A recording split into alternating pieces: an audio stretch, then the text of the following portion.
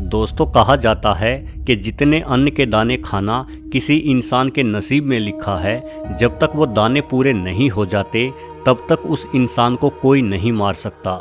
शायद यही वजह है कि अक्सर कुछ इंसान ऐसे हादसों से भी बच निकलते हैं जिनसे बचना कमोबेश नामुमकिन ही होता है। वैसे तो हवाई जहाज़ के सफ़र को सबसे सुरक्षित सफ़र माना जाता है, क्योंकि इतिहास में सबसे कम हादसों वाले वाहन के रूप में हवाई जहाज़ का नाम सबसे ऊपर आता है। किंतु ये भी सच है कि यदि हवाई जहाज़ के सफ़र में बदकिस्मती से कोई हादसा हो जाता है तो मुसाफिरों के जिंदा बचने की संभावना भी कतई नहीं रहती। लेकिन दोस्तों, अपवाद हर क्षेत्र में होते हैं। कई बार इंसान एक अच्छे नसीब और अपनी कड़ी हिम्मत से हवाई जहाज़ के हादसे से भी बच निकलता है। तो आज के वीडियो को पूरा देखकर आप एक ऐसी हिम्मती लड़की के बारे में जानेंगे जो एक हवाई जहाज़ के दुर्घटनाग्रस्त होने पर 3200 मीटर की ऊंचाई से गिरकर भी जिंदा बच गई थी।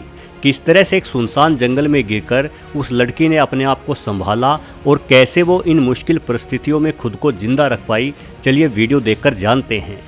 दोस्तों, जूलियाना नाम की इस लड़की का जन्म 10 अक्टूबर 1954 को जर्मनी में हुआ था। उसने अपना बचपन एक आम लड़की की ही तरह व्यतीत किया। वो स्कूल गई, वहाँ कई दोस्त भी बनाए, परंतु उसका ज़्यादातर जीवन अपनी माँ मारिया के साथ ही बीता। उसकी माँ एक बायोलॉजिस्ट अर्थात जीव विज्ञानी थी, जिन्हें अपने काम के लिए बहुत ज़्यादा सफ़र करना पड़ता था। जब जूलियाना 17 साल की हुई तो उसकी माँ को अपने अनुसंधान के लिए पुकोल्पा जाना पड़ा। पुकोल्पा पेरू देश के पूर्वी इलाके में अमेज़न के जंगलों के पास स्थित है। पुकोल्पा जाने वाले उस हवाई जहाज़ में 86 यात्री, 6 जहाज चालकों और सह चालकों का दल था। खराब मौसम के चलते उड़ने में थोड़ा विलंब हो रहा था। कुछ घंटों के इंतजार के बाद जब रनवे पर मौजूद धुंध छट गई तो आखिरकार जहाज को उड़ान भरने की इजाज़त दी गई। 17 साल की जूलियाना और 47 साल की उनकी मां मारिया नहीं जानते थे कि इस जहाज़ के सफ़र से उनका जीवन किस तरह से प्रभावित होने वाला है। लगभग दोपहर के 12 बजे उनका जहाज़ आसमान में 6400 मीटर की ऊंचाई पर उड़ रहा था। पहले आधे घंटे तक जहाज़ में सब कुछ सामान्य तरीके से ही चल रहा था, कहीं कोई गड़बड़ी के निशान नहीं थे।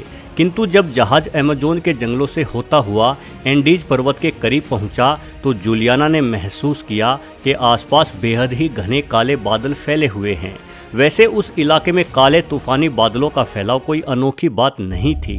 अक्सर पर्वतीय क्षेत्रों में तूफानी बादल फंस ही जाते हैं और ऐसे मौक़ों पर काले बादलों से दूरी बनाने के लिए पायलट जहाज़ को अधिक ऊंचाई पर उड़ाने का निर्णय लेता है।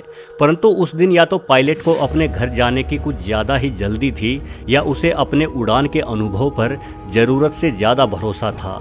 शायद इसलिए पायलट तूफानी बादलों के बिल्कुल बीच से होते हुए हवाई जहाज़ उड़ा रहा था। जहाज़ के कुछ किलोमीटर आगे बढ़ने पर बादलों की परत और भी ज़्यादा घनी और काली हो गई। साथ ही बिजलियाँ भी लगातार कड़कने लगी। तूफानी थपेड़े इतने तेज थे कि उनसे पूरा जहाज ही कांपने लगा, जिस कारण पायलट को अपनी गलती का एहसास हुआ और वो जहाज की ऊंचाई बढ़ाने लगा ताकि बादलों से ऊपर साफ मौसम में आगे का सफ़र जारी रखा जा सके।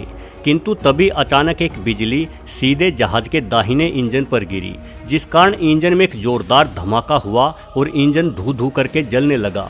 आग चंद मिनटों में ही जहाज के पूरे विंग में फैल गई, जिस वजह से जहाज का संतुलन खराब हो गया और पायलट का जहाज से नियंत्रण खोने लगा। हालांकि पायलट ने जहाज को नियंत्रित करने में अपनी पूरी जान लगा दी, परंतु एक विंग में आग लगने के कारण पूरे जहाज का वजन जहाज के दूसरे यानी बाएं विंग पर आ गया, जिस कारण ओवरलोडेड होने की वजह से बाएं विंग में भी गर्म होकर आग लग गई और देखते ही देखते पूरा जहाज आगों की लपटों से घिर गया। अगले कुछ ही पलों में जहाज हवा में गोते लगाते हुए जमीन की ओर गिरने लगा। बल खाते हुए जहाज की टक्कर जल्द ही जमीन से हो गई, जिस वजह से पूरे जहाज के परखच्चे उड़ गए और जहाज का मलबा बहुत बड़े इलाके तक फैल गया। जहाज को पुकोल्पा एयरपोर्ट पर 12:47 तक पहुंचना था, परंतु जब इंतजार करते करते 1 घंटे से भी ऊपर का समय हो गया और जहाज के पायलट की तरफ से कोई मैसेज नहीं आया तो तुरंत एक सर्च टीम उस गुम हुए जहाज को ढूंढने के लिए भेज दी गई। अमेज़न के जंगलों में हर जगह जहाज को तलाशा गया, परंतु उस दिन मानो प्रकृति उस जहाज की दुश्मन ही बनी हुई थी, क्योंकि बारिश बेहद तेज हो रही थी, जिस कारण जहाज में लगी आग पूरी तरह से बुझ गई। आग बुझ जाने के कारण कोई भी धुआं आसमान में नहीं दिखाई दे रहा था। ऐसे में अमेज़न के घने जंगली क्षेत्र में जहाज को ढूंढना नामुमकिन ही था। जंगल में पूरा का पूरा जहाज गायब हो चुका था। अंदाजा लगाया गया कि शायद जहाज एंडीज पर्वत के ऊपर ही कहीं गुम हो गया। लगातार कई दिनों की खोज के बाद भी जब जहाज नहीं मिला तो बचाव अभियान बंद कर दिया गया और ये मान लिया गया कि जहाज के इस हादसे में कोई यात्री नहीं बचा होगा। किंतु ये अंदाज़ा बिल्कुल गलत साबित हुआ। जब जहाज क्रैश हो रहा था तो नीचे गिरते वक्त हवा में ही जहाज का दाहिना विंग कुछ खिड़कियों समेत टूटकर जहाज से अलग हो गया था, जिस वजह से जूलियाना जहाज के ज़मीन से टकराने से पहले ही जहाज से नीचे गिर गई। चूँकि खराब मौसम के कारण जहाज बेहद ही ज़्यादा हिल रहा था, इसलिए जूलियाना ने अपनी सीट बेल्ट बांध रखी थी और वो सीट के समेत ही जहाज से नीचे गिरी। जूलियाना ने बताया कि उसे याद है कि जहाज से गिरते समय उसकी मां कह रही थी कि अब उनकी ज़िंदगी का अंत आ गया है। उसके बाद जूलियाना का सर किसी चीज़ से टकराया और वो बेहोश हो गई। वो पूरा दिन और पूरी रात लगातार बेहोश रही। जब उसे होश आया तो उसने खुद को सीट से बंधा हुआ जंगल के बीचों बीच पाया। उसके सर में बेहद तेज दर्द हो रहा था और पूरे शरीर में हर जगह छोटे बड़े घाव बने हुए थे। उसके शरीर में इतनी ताकत भी नहीं बची थी कि वो अपनी सीट बेल्ट तक खोल सके।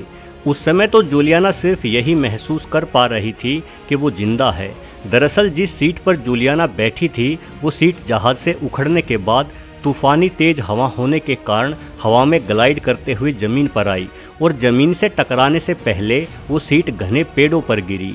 पेड़ों की टहनियों ने सीट के गिरने की गति को और भी ज़्यादा कम कर दिया, जिस वजह से जूलियाना को एक नया जीवन मिल गया। परंतु मुसीबतें अभी ख़त्म नहीं हुई थी।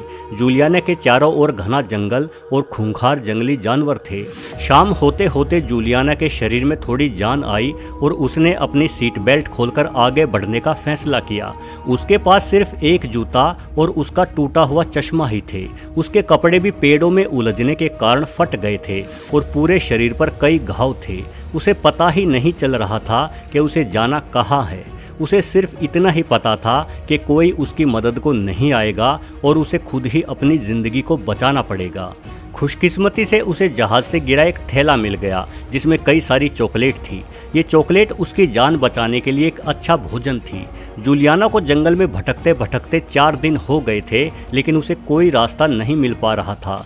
उसे बिना चश्मे के अच्छे से दिखाई भी नहीं देता था, जिस वजह से वो बहुत ही सावधानी से एक डंडे की सहायता से आगे बढ़ रही थी। उसके पैरों में भी कई घाव थे, जिस कारण उसकी चाल बहुत ही धीमी थी। अब तक उसकी सारी चॉकलेट भी खत्म हो चुकी थी, लेकिन जंगल में बहुत सारे बेरियों के पेड़ थे। उन्हीं बेरियों को खाकर जूलियाना खुद को जिंदा रखे हुए थी।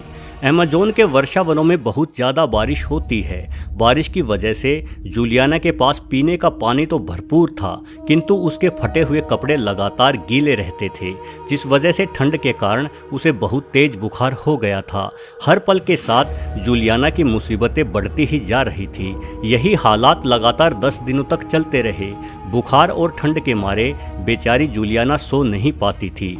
हर दिन में कई बार बेहोश जरूर हो जाती थी, परंतु जूलियाना ने हिम्मत नहीं छोड़ी। अपनी यात्रा के 11वें दिन उसने झरने के बहने की आवाज़ सुनी। उसने अपनी मम्मी से सुना था कि हर एक झरना हमेशा किसी न किसी नदी से जरूर मिलता है, इसलिए उसने झरने के बहते पानी के साथ अपनी यात्रा शुरू की। आखिरकार करीब 4 दिनों तक और यात्रा करने पर उसे एक नदी दिखाई दी। अब जूलियाना को आगे का सफ़र इसी नदी के साथ चलते हुए ही पूरा करना था। चूँकि अमेज़न के जंगलों में नदी में खतरनाक एनाकोंडा भी पाए जाते हैं, इसीलिए जूलियाना नदी से एक सुरक्षित दूरी बनाकर ही आगे बढ़ रही थी। जल्द ही इस बहादुर लड़की को अपने लिए आशा की एक बहुत बड़ी किरण दिखाई दी। असल में कुछ मछुआरे नदी में एक छोटी नौका से मछली पकड़ने आए थे। जूलियाना नदी के किनारे खड़ी होकर उन मछुआरों को आवाज़ लगाने लगी। मछुआरों ने जूलियाना की आवाज़ सुनी और तुरंत उसकी मदद के लिए नाव को नदी के किनारे की ओर लेकर आए। मछुआरे पहले जूलियाना को अपने गांव लेकर गए और वहां से उसे लोकल एयरपोर्ट के जरिए पुकोल्पा हॉस्पिटल भेज दिया गया। जूलियाना के हालात बहुत खराब थे, उसके घावों में इन्फेक्शन हो चुका था, लेकिन एक लंबे इलाज के बाद वो पूर्णतः स्वस्थ होकर अपने घर अपने पिता के साथ लौट गई। जूलियाना के जिंदा बचने के बाद जंगल में कई सर्च टीमों को दोबारा से जहाज की तलाश में भेजा गया और जहाज का मलबा खोज लिया गया, किंतु जूलियाना के अलावा कोई अन्य व्यक्ति इस हादसे से नहीं बच पाया था।